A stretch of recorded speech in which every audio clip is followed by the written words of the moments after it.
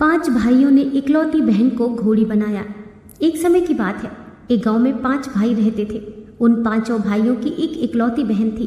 वह बहन सबसे छोटी थी। उनके माता पिता बचपन में ही गुजर गए थे। वह 5 भाई आपस में बड़े ही प्रेम से रहते थे, लेकिन वह 5 भाई अपनी बहन से बहुत ही घृणा करते थे, क्योंकि वह भगवान की पूजा पाठ करती और ज़रूरतमंदों की मदद करती थी। वह सोचती थी कि अगर मैं लोगों का भला करूंगी तो भगवान जी मेरा भला करेंगे। लेकिन उन 5 भाइयों को ये बिल्कुल पसंद नहीं था। वे नहीं चाहते थे कि उनकी बहन दूसरे लोगों की मदद करे। इसीलिए वे 5 भाई अपनी बहन से घृणा करते थे और इसी तरीके से कुछ दिनों तक चलता रहा। फिर एक दिन बहन पानी लेने के लिए कुएं पर गई और जब वह पानी लेकर वापस आ रही थी तब रास्ते में उसे एक बूढ़े बाबा मिले। उन्होंने कहा, बेटी, मुझे बहुत जोर से प्यास लगी है, अगर तुम थोड़ा पानी पिला देती तो बड़ा ही अच्छा होता। फिर वह तो लोगों की सहायता करने वाली थी। उसने सोचा कि भले ही मैं अपने भाइयों से मार खा लूंगी, लेकिन इन बूढ़े बाबा को पानी जरूर पिलाऊंगी। ऐसा विचार करके उसने उस बूढ़े बाबा को पानी पिला दिया। बूढ़े बाबा की प्यास बुझ गई और उनकी आत्मा तृप्त हो गई। बूढ़े बाबा कोई साधारण मनुष्य नहीं थे। उनको अनेक प्रकार की सिद्धियां प्राप्त थीं, लेकिन ये बात उस बहन को पता नहीं थी। बूढ़े बाबा ने कहा, बेटी, शायद तुम्हारे मटके का पानी कम हो गया है, अब तुम इसे कैसे ले जाओगी? तो उसने कहा कि बाबा, मैं फिर से भर लूंगी, कोई बात नहीं है। बूढ़े बाबा ने कहा, नहीं बेटी, तुम अब इतना ही पानी ले जाओ, लेकिन हाँ, एक बात है कि तुम्हारा समय जो मैंने व्यर्थ में बर्बाद कर दिया, मुझे सब कुछ पता है कि तुम्हें देरी हो गई है। तुम जल्दी से अगर घर पर नहीं पहुंची तो तुम्हारे जाने से पहले तुम्हारे सब भाई पहुंच जाएंगे और तुम्हें मार खानी पड़ेगी। बेटी, मेरे पास तुम्हारे लिए एक चीज़ है, लो, ये जो चरण पादुका है, इसे तुम पहन लो और इसे पहनकर जो चाहे तुम उस काम को बहुत ही जल्दी से कर सकती हो। अब वह चरण पादुका जैसे ही पहनती है तो उसे ऐसा लगता है कि जैसे वह उड़ती हुई बहुत जल्दी अपने घर को चली आई। जब वह घर पर चली आई तो उसके भाई नहीं आए थे और वह बहुत खुश हो जाती है कि लाख लाख शुक्रिया है उस बूढ़े बाबा का, जो उन्होंने चरण पादुका देकर उसकी मार बचा ली। फिर वह उन चरण पादुका को एक तरफ रख देती है। फिर उसके सब भाई आते हैं। जब वह शाम को खाना बनाती है तो उसके भाई कहते हैं, तू दिन भर घर पर ही रहती है, फिर भी ढंग से खाना नहीं बना सकती। वह कितना ही अच्छा खाना क्यों ना बनाती, लेकिन उसके भाई उसके खाने की कभी बड़ाई नहीं करते थे। हर वक्त यही कहते थे कि अरे कैसा खाना बनाती हो, ऐसा खाना तो जानवर भी नहीं खाते हैं। बेचारी अगर 2-4 शब्द बोल भी देती तो बड़ा भाई उसे मारने लगता था। इस वजह से वह कभी डर के मारे भाइयों से जुबान नहीं लड़ा सकी, कभी उनके सामने बोल नहीं सकी।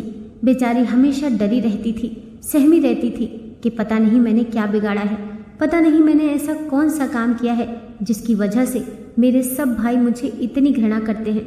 क्योंकि उसे पता ही नहीं था कि आखिर ऐसी कौन सी वजह थी। फिर अगले दिन भाई अपने काम पर जाने लगते हैं और उसे नाश्ता तैयार करना था, लेकिन जब वह सुबह उठकर देखती है तो उसे कोई सामान ही नहीं मिलता है। उसे कुछ समझ नहीं आता कि आखिर करूं तो क्या करूं। जब सुबह उसके भाई नाश्ते पर बैठते हैं तो उन्हें नाश्ता नहीं मिलता है। वह बेचारी कहती है कि जब घर में कुछ है ही नहीं तो मैं नाश्ता कहाँ से तैयार करूं। बस इसी बात पर तुरंत 5 के 5 भाई उस पर गरज पड़ते हैं और कहते हैं, अरे तुम खा जाती हो, घर में बैठी बैठी सब कुछ खा जाती हो, हम लोग इतना लाते हैं वो सब कहाँ चला जाता है। ये कहकर 5 भाई चले जाते हैं। फिर शाम को उस बेचारी को बड़ी ही चिंता रहती है कि शाम को क्या होगा, भाई सामान लाएंगे कि नहीं लाएंगे। लेकिन दिन के समय में जब वह बैठी उस बूढ़े बाबा के बारे में सोच रही थी, तब उसे बैठे बैठे ही नींद लग जाती है और जैसे ही उसे नींद लगती है तो उसे सपने में बस वही बूढ़े बाबा नजर आते हैं और बूढ़े बाबा कहते हैं कि बेटी, तुम्हें किस चीज़ की चिंता है, तुम्हें क्या परेशानी है? जो तुम्हें चरण पादुका दी गई हैं वो मेरी तरफ से नहीं बल्कि भगवान की तरफ से तुम्हारी सहायता करने के लिए दी गई हैं। उनसे तुम जो भी कहोगी वो काम सब कुछ आसानी से हो जाएगा। फिर वह स्वप्न में देखती है कि कोई उसे बहुत ज़ोर ज़ोर से मार रहा है। उसे समझ में नहीं आता है कि ये सपना है या हकीकत है और वह सपने में चिल्लाई जा रही है।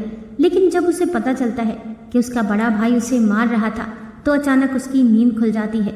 लेकिन वो तो सपना था, लेकिन बूढ़े बाबा ने जो बात कही थी उसे वह एक बार प्रयोग करना चाहती थी। शाम का समय होने वाला था और उसके भाई अभी घर पर नहीं आए थे। वह शाम के समय उन चरण पादुका से कहती है कि क्या आप मेरी ख्वाहिशों को पूरा कर सकती हो, हमारे लिए भोजन तैयार करवा सकती हो।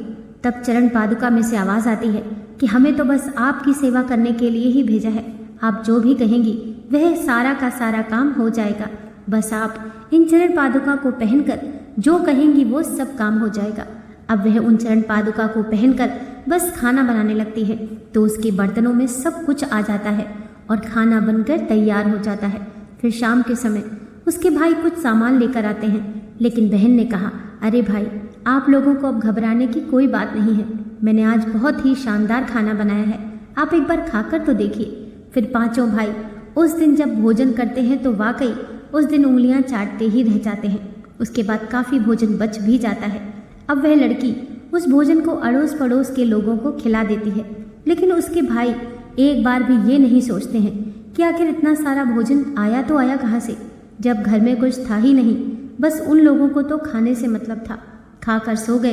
फिर अगले दिन लड़की उन चरण पादुका के पास जाती है और कहती है कि इस बार भी क्या आप हमारे लिए नाश्ता तैयार कर सकती हो। फिर से आवाज़ आती है कि अरे, हमें तो बस आपकी सेवा के लिए ही भेजा है।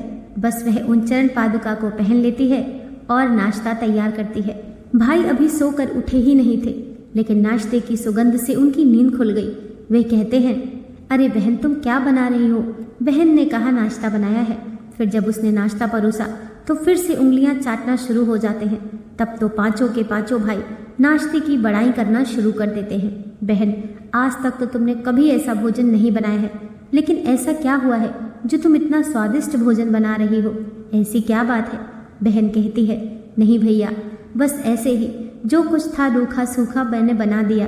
उसके बाद अगर भोजन बच जाता है तो वह अड़ोस पड़ोस में बांट दिया करती थी। इस प्रकार से उनके दिन गुजरने लगे और वह लड़की बहुत खुश थी, क्योंकि जब भाई चले जाते थे तो उसके बाद वह भगवान की आराधना में लग जाती थी। फिर एक दिन सोचती है कि मेरे पिताजी अगर जीवित रहते तो वे मेरे इस काम को देखकर कितना खुश होते, क्योंकि वह भी मेरे जैसे ही थे और मैं उन्हीं लोगों का खून हूँ। वो भी तो यही चाहते थे कि लोगों की सेवा करना, लोगों की सहायता करना, लोगों को दान पुण्य करना, और आज उनकी ये बेटी हर ख्वाहिश को पूरा कर रही है। काश मेरे पिताजी जीवित होते तो ये सब चीज़ देख पाते, लेकिन बड़े ही अफसोस की बात है कि वे अब इस दुनिया में नहीं रहे। फिर जब कुछ दिन बीत जाते हैं तो पांचों भाइयों में जो सबसे छोटा भाई था वह बड़ा ही खुरापाती था। उसके दिमाग में विचार आता है कि आखिर आज तक मेरी बहन ने कभी भी इतना स्वादिष्ट भोजन नहीं बनाया। आखिर ये कुछ दिनों से स्वादिष्ट भोजन बना रही है तो कैसे बना रही है, कहीं कुछ गलत काम तो नहीं करती है जिसकी वजह से इसके पास पैसे आ जाते हैं। हम तो बहुत दिनों से घर में कुछ सामान भी लेकर नहीं आए हैं, फिर भी ये भोजन बनाती है, कैसे। मेरी बहन अवश्य कुछ गलत काम करती है। अब तो अगर कुछ पता चल गया तो मैं इसे मार कर फेंक दूंगा। फिर वह भाई उस दिन काम पर नहीं जाता है और घर में चुपके से छुप कर बैठ जाता है और इंतजार करने लगता है कि मेरी बहन अब घर से बाहर जाएगी, लेकिन उसकी बहन तो घर से बाहर निकलती ही नहीं है। फिर जब थोड़ा सा घर के अंदर किचन में जाकर देखता है तो वहाँ पर खाना तैयार कर रही थी। वहाँ पर बर्तन तो धुल कर रखे हुए थे, लेकिन वह सोचता है कि खाने के लिए घर पर कुछ नहीं है, सब डिब्बे खाली हैं, फिर भोजन कैसे बनाएगी। फिर वह देखता है कि इसकी बहन चरण पादुका के पास जाती है और भोजन बनाने के लिए कहती है और फिर चरण पादुका को पहन लेती है और भोजन बनाने के लिए बैठती है। कुछ ही समय में सारा भोजन तैयार हो जाता है। बस वह समझ जाता है कि सारा का सारा राज इन चरण पादुका के अंदर है। ये काम जो करती है ये खुद नहीं करती है, ये तो बस इन चरण पादुका का कमाल है। किसी तरीके से ये चरण पादुका अगर हम लोगों के हाथ लग जाए तो बस इसका तो खेल खत्म कर देंगे, फिर हम लोग जो चाहेंगे वही करेंगे। फिर वह भागकर अपने भाइयों के पास जाता है और कहता है कि अपनी बहन के पास एक जादुई चरण पादुका है जिसे पहनकर जो चाहे वो काम कर सकते हैं। बस अगर वे चरण पादुका हम लोगों को मिल जाए तो सब कुछ अपना हो जाएगा। अब तो वे बड़े ही परेशान हो गए कि आखिर वे चरण पादुका हमें कैसे मिलेगी। फिर वे पांचों भाई घर पर आते हैं और अपनी बहन को डांटना शुरू कर देते हैं और कहते हैं, तुम्हारे पास कौन से चरण पादुका हैं, तुम मुझे लाकर दे दो। फिर वह बहन उन भाइयों को लेकर डर के मारे जब चरण पादुका खोजने के लिए जाती है तो वे चरण पादुका वहां पर नहीं मिलती हैं। पांचों भाई घर में चरण पादुका खोजने लगे, लेकिन उनको नहीं मिलती है। वो कहती है, भैया मैंने यहीं पर रखी थी, लेकिन पांचों के पांचों भाई उस बात को मानने वाले कहाँ थे। वह कहने लगे कि तुम झूठ बोल रही हो। फिर पांचों भाई बड़े ही चिंतित हो जाते हैं और किसी तरीके से उनके दिमाग में ख्याल आने लगते हैं कि हमें चरण पादुका चाहिए।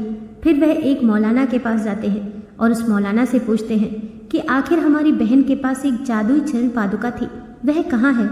वह मौलाना बड़ा जादूगर था। उस मौलाना ने कहा, हाँ, उसके पास एक जादुई चरण पादुका है जो उसे एक बूढ़े बाबा ने दिया था, और अगर वह चरण पादुका तुम लोगों को मिल जाए तो तुम रातों रात करोड़पति बन जाओगे। उन्होंने कहा, आखिर आप हमें बताइए, इस समय वह चरण पादुका कहाँ है। मौलाना ने कहा, वह चरण पादुका फिर से उस बूढ़े बाबा के पास चली गई। उन्होंने कहा, क्या आपको बूढ़े बाबा के बारे में पता है कि वे कहाँ रहते हैं। मौलाना ने कहा, नहीं, इतना तो मैं नहीं जानता, लेकिन हाँ, इसके लिए तुम सबको अपनी बहन की खातिरदारी करनी पड़ेगी। अपनी बहन को अपनी चाल में फंसाना पड़ेगा, फिर किसी तरीके से उस बूढ़े बाबा तक पहुंचना होगा। अगर तुम सब उस तक पहुंच जाओ तो फिर उस चरण पादुका को मांग लेना। उन्होंने कहा कि हम अपनी बहन से इतनी घृणा करते हैं कि हम लोग उसको देखना तक नहीं चाहते हैं। मौलाना ने कहा, लेकिन तुम्हें अगर उन चरण पादुका को हासिल करना है तो अपनी बहन को मनाना ही पड़ेगा, अपनी बहन की बातों को मानना ही पड़ेगा, तब वह तुम्हें उस बूढ़े बाबा के पास ले जाएगी और तुम्हें चरण पादुका मिल जाएगी। फिर पांचों भाई घर पर आते हैं और अपनी बहन को बुलाते हैं और प्यार से कहते हैं, देखो बहन, आज तक हमने कभी भी तुम्हें प्रेम की नज़रों से नहीं देखा, लेकिन आज हमारी आंखें खुल गई। हमने हमेशा तुम्हारा अपमान किया है, लेकिन आज के बाद हम पांचों भाई तुम्हारे अंगरक्षक बनेंगे। जब तुम पानी लेने जाओगी तो तुम्हारे साथ एक भाई जाएगा तुम्हारी रक्षा के लिए। बहन कहती है, भाई, आज तक तो आप लोग ऐसे नहीं थे, लेकिन अचानक ही आप बदल कैसे गए। उन्होंने कहा, हम लोगों की जो गलती थी उसका आभास हमें हो गया है, लेकिन वे लोग ज़बरदस्ती अपने दिल पर पत्थर रखकर इन बातों को बोल रहे थे, क्योंकि बहन से अंदर ही अंदर भी बहुत घृणा कर रहे थे। बहन को समझ नहीं आ रहा था कि मेरे भाई चाल चल रहे हैं, लेकिन जैसे भी हो, बहन बहुत ही भोली भाली थी। वह अपने भाइयों की बात मान जाती है और वह उस दिन से ही अपनी बहन की बहुत ही खातिरदारी करते हैं। वह जो भी कहती तो वही काम करते। जब वह पानी लेने जाती तो छोटा वाला भाई उसके साथ जाता ताकि बहन उनकी बातों में आ जाए। फिर एक दिन बहन कहती है, भैया, जब इतना आप लोग मान ही गए हैं और मेरी हर बात को मानते हैं, तो इस खुशी में मैं एक काम करना चाहती हूँ। भाइयों ने कहा, बोलो, कौन सा काम करना चाहती हो। वह कहती है कि पूरे गांव वालों को तथा आसपास के जितने भी साधु संत हैं, मैं उन लोगों को एक बार भोजन कराना चाहती हूँ। भाइयों ने कहा, भोजन तो करा सकती हो, अच्छी बात है, लेकिन इतना सारा अनाज और इतने सारे बर्तन कहाँ से आएंगे। उसने कहा, भैया, आप इसकी चिंता मत करो, बस आप हाँ कर दीजिए, बाकी व्यवस्था हो जाएगी। पांचों भाई समझ जाते हैं कि अब वह चरण पादुका को लेने के लिए बूढ़े बाबा के पास जाएगी। फिर वही हुआ, वह चरण पादुका के लिए बूढ़े बाबा के पास जंगल में जाती है, लेकिन पीछे से छोटा भाई चुपके से उसके साथ जाता है और वहाँ पर जाकर वह लड़की उस बूढ़े बाबा को खूब आवाज़ लगाती है, लेकिन वहाँ कोई नहीं आता है। वह लड़की निराश होकर वापस लौट रही थी। तभी रास्ते में पांचों भाई मिल जाते हैं और कहते हैं, बहन, तुम उस बूढ़े बाबा के पास गई थी ना, क्या तुमको चरण पादुका मिली। बहन कहती है, नहीं भैया, चरण पादुका तो नहीं मिली, वह बूढ़े बाबा भी नहीं मिले। अब मैं खाना कैसे बनाऊंगी, मुझे कुछ समझ नहीं आ रहा है। लेकिन जब वे अपने घर पर पहुंचते हैं तो क्या देखते हैं, वहाँ पर बड़े बड़े बर्तनों में अनेक प्रकार की मिठाइयाँ रखी हुई थी। इतना सारा भोजन देखकर वह खुश हो जाती है और भगवान को धन्यवाद देती है। फिर वह पूरे गांव वालों को और आसपास के साधु संतों को भोजन कराती है। फिर अगले ही दिन भाई अपनी बहन को बुरी तरह से पीटने लगता है और कहता है, तुम मुझे चरण पादुका ला करके दो, वरना मैं तुम्हें जान से मार दूंगा। ये कहकर वह पांचों भाई उस मौलाना को पकड़ कर ले जाते हैं और उसे अपनी बहन के सामने बैठा देते हैं और अपनी बहन से कहते हैं कि चाहे जैसे भी हो, उस बूढ़े बाबा को बुला कर लाओ। वह कहती है, वे तो जंगल में मिलेंगे। फिर पांचों भाई अपनी बहन और उस मौलाना को वहाँ पर ले जाते हैं, लेकिन जब वे वहाँ पर जाते हैं तो रास्ते में उस लड़की को एक घोड़ा नजर आता है, तो वह उस घोड़े के पास चली जाती है और वह उस घोड़े से बातें करने लगती है। घोड़ा मनुष्य की आवाज़ में उससे बात कर रहा था, लेकिन जब पांचों भाइयों ने देखा कि हमारी बहन घोड़े के पास जाकर उससे बात कर रही है, तो छोटा भाई वहाँ जाकर बहन को थप्पड़ मारता है। तब घोड़ा कहता है, अरे तुम कम से कम इससे नहीं डरते हो तो भगवान से तो डरो। तुम अपनी बहन पर अत्याचार करोगे तो भगवान तुम्हें कभी माफ़ नहीं करेगा। फिर बड़ा भाई अपनी बहन को पीटना शुरू कर देता है और कहता है कि जल्दी से बूढ़े बाबा को बुलाओ, नहीं तो मैं तेरा खेल ही खत्म कर दूंगा। फिर वह भगवान से प्रार्थना करना शुरू कर देती है और वह घोड़ा भी भगवान से प्रार्थना करना शुरू कर देता है। वे कहते हैं, हे भगवान, जैसे भी हो, बूढ़े बाबा का हम लोग इंतजार कर रहे हैं, उन्हें यहाँ पर भेज दीजिए। और कुछ ही समय में रो रो कर जब उस बूढ़े बाबा की आराधना करती है तो बूढ़े बाबा आते हुए दिखाई देते हैं। उस लड़की की नज़र जब उस बूढ़े बाबा पर पड़ती है तो तुरंत पहचान जाती है और बड़ी ही खुश हो जाती है। फिर बूढ़े बाबा जैसे ही पास में आते हैं तो वह लड़की जाकर उनके चरणों में गिर जाती है और कहती है, बाबा, मैं कितने दिनों से आपको ढूंढ रही हूँ, आप ही मुझे बचा सकते हैं। देखिए मेरे भाई मेरे साथ क्या बर्ताव कर रहे हैं। बूढ़े बाबा कहते हैं, बेटी घबराओ मत, तुम भगवान की भक्ति करती रहो और तुम्हें सवारी करने के लिए भगवान ने एक घोड़ा दिया है। ये घोड़ा सदा तुम्हारे साथ रहेगा, तुम्हारा कोई बाल भी बांका नहीं कर सकता। पांचों भाइयों ने और उस मौलाना ने कहा, देखो बूढ़े बाबा, अब तक जो तुमने किया वो कर लिया, तुमने हम लोगों को बहुत नचाया, अब जल्दी से वे चरण पादुका हमें दे दो। बूढ़े बाबा ने कहा, वे जादुई चरण पादुका तुम्हें नहीं दे सकता, ये तुम्हारे लिए काम ही नहीं करेंगी, क्योंकि ये उन्हीं लोगों के पक्ष में काम करती है जो लोग नेक दिल के होते हैं, जो अच्छे स्वभाव के होते हैं। मौलाना ने कहा कि देख लो, अगर तुम चरण पादुका नहीं दोगे तो तुम्हारी खैरियत नहीं है। जो तुम खुद देख रहे हो इसी की शक्ल में तुम्हें और इस लड़की को बना दूंगा। पांचों भाई कहते हैं, हाँ, जल्दी से इसे भी घोड़ा बना दो और हमारी बहन को भी घोड़ी बना दो, इसी जंगल में ऐसे ही घूमते फिरते रहेंगे। बूढ़े बाबा ने कहा, तुम्हारी इतनी मजाल कि मेरे को घोड़ा बना दोगे, तुमको मेरी औकात का पता ही नहीं है। मौलाना कहता है, अरे तुम मेरे जादू के आगे टिक नहीं सकते। मौलाना जब उस लड़की पर और उस बूढ़े बाबा पर अनेक प्रकार के जादू करता है, लेकिन कोई भी जादू कामयाब नहीं होता है। बूढ़े बाबा कहते हैं, चलो तुम अपनी करने का फल भुगतने के लिए तैयार हो जाओ। फिर बूढ़े बाबा हाथ में जल लेते हैं और एक मंत्र पढ़कर उन पांचों भाइयों पर छिड़क देते हैं और जैसे ही छिड़कते हैं तो पांचों के पांचों भाई घोड़े बन जाते हैं। वह मौलाना ये देखकर हैरान रह जाता है, अरे ये क्या हो गया। बस तुरंत वह मौलाना जैसे ही पांचों भाइयों को देखता है तो तुरंत वह मौलाना बूढ़े बाबा के चरणों में गिर जाता है। बाबा जी, मुझे माफ़ कर दो, मेरे साथ ऐसा काम मत करो, मैं आपको अच्छी तरह से समझ गया, आप महान हैं।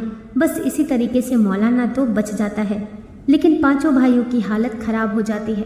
बूढ़े बाबा कहते हैं कि देखो बेटी, अब तुम बिल्कुल भी चिंता मत करना, पांचों भाई जो तुम पर हमेशा अत्याचार करते थे अब तुम्हें कुछ नहीं कर पाएंगे, बल्कि अब तो ये बेजुबान जानवर हैं कि कुछ करना चाहेंगे तो भी कुछ नहीं कर पाएंगे। फिर बूढ़े बाबा कुछ ही समय में वहाँ से अंतर ध्यान हो जाते हैं। वह लड़की समझ जाती है कि जो बूढ़े बाबा थे, ऐसा लग रहा है कि साक्षात मेरे पिताजी ही थे और वे मेरी सहायता करने के लिए इस तरीके से आए थे। दोस्तों, आशा करती हूँ आज की कथा आपको ज़रूर पसंद आई होगी। वीडियो पसंद आई हो तो लाइक कीजिए, चैनल को सब्सक्राइब कीजिए। मिलते हैं नेक्स्ट वीडियो के साथ।